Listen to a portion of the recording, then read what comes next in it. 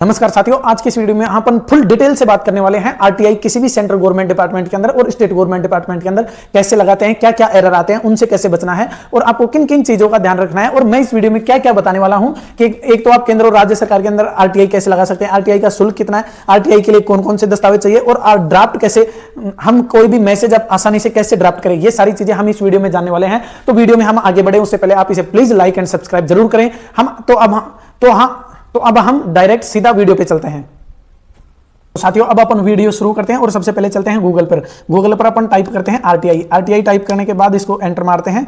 Enter मारने के बाद अपन चलते हैं आगे, पहली वेबसाइट आ गई आरटीआई ऑनलाइन, ये गवर्नमेंट की ऑफिशियल वेबसाइट है। इस पर क्लिक करते हैं। इस पर क्लिक करने के बाद पहली जो वेबसाइट है सबमिट रिक्वेस्ट, इस पर हम क्लिक करते हैं सबमिट रिक्वेस्ट पे। उसके बाद आपको जो गाइडलाइंस दिखा रखी है आप उनको स्क्रॉल करके आई हैव रीड अंडरस्टूड पर क्लिक कीजिए और इस पर सबमिट पर क्लिक कर दीजिए। अब आपके पास ऑनलाइन आरटीआई के लिए रिक्वेस्ट फॉर्म खुल के आ गया। उससे पहले ही अपनी मेल आईडी मांग रहा है, तो आप इसको मेल आईडी बता दीजिए। आप आपके फोन नंबर यहां पर लगा दीजिए। फोन नंबर लगाने के बाद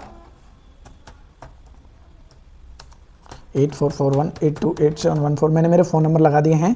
अब उसके बाद आपको क्या करना है कि कैप्चा कोड फिल कर देना है। ये हमेशा कैपिटल लेटर्स में ही आएंगे, तो इसमें इनमें कंफ्यूजिंग नहीं होना है। अब आप कैप्चा कोड फिल करने के बाद अब आप इसको करेंगे सबमिट करने के बाद आपके पास ओटीपी चला जाएगा आपकी मेल आईडी पर इसको नो थैंक्स कर दीजिए। अब आप अपन चलेंगे मेल आईडी पे देखेंगे कि हमारे पास ओटीपी आया हुआ है या नहीं। साथियों, अपने पास ओटीपी आया हुआ है 742767। तो इसको कॉपी करेंगे, यहाँ से इसको कॉपी करके वहाँ पे पेस्ट कर देंगे। तो इसको साथियों कॉपी किया हमने और हम इसके अंदर पेस्ट कर देंगे। पेस्ट करने के बाद हम इसको सबमिट कर देंगे।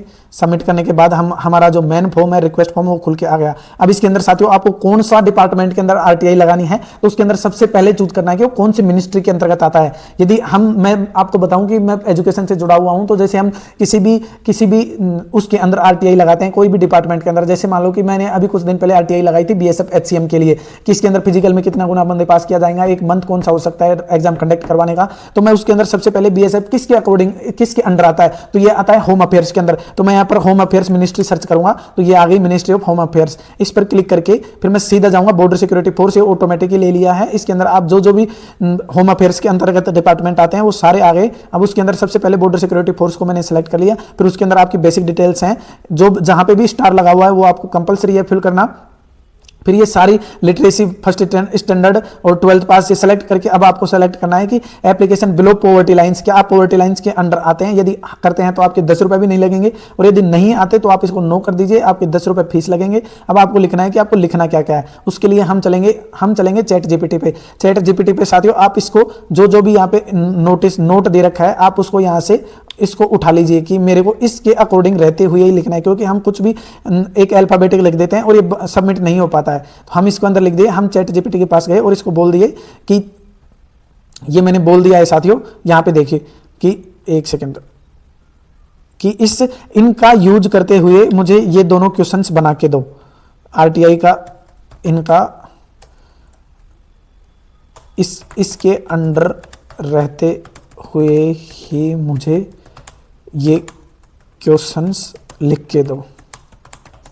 साथियों, आजकल सभी चैट जीपीटी का प्रयोग कर रहे हैं, तो हम भी क्यों पीछे रहे। मैंने ये क्वेश्चन डाल दिए। अब उसके बाद इसने देखो ये खुद ही बना के दे देगा, हमें डायरेक्ट सिर्फ सबमिट करना है। अब ये बना के दे दिया और ये बता भी दिया कि मैंने इन्हीं का ही प्रयोग किया है। अब उसके बाद हम इस पर जाके सबमिट कर देंगे।